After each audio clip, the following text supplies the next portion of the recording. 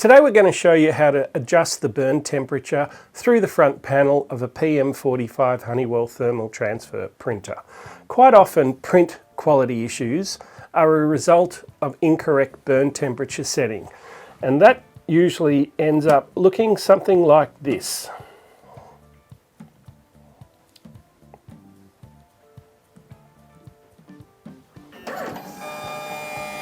So as you can see, the printer quality in this particular sample is very sketchy and uneven and really not very good or readable.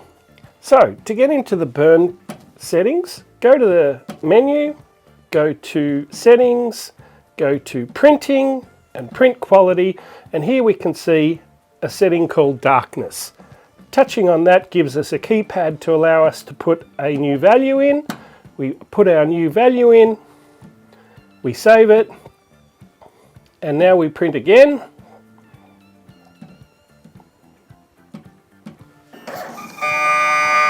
And as you can see, a very different result. I hope you enjoy that. One other thing to keep in mind is burn temperatures are very often set in the print driver.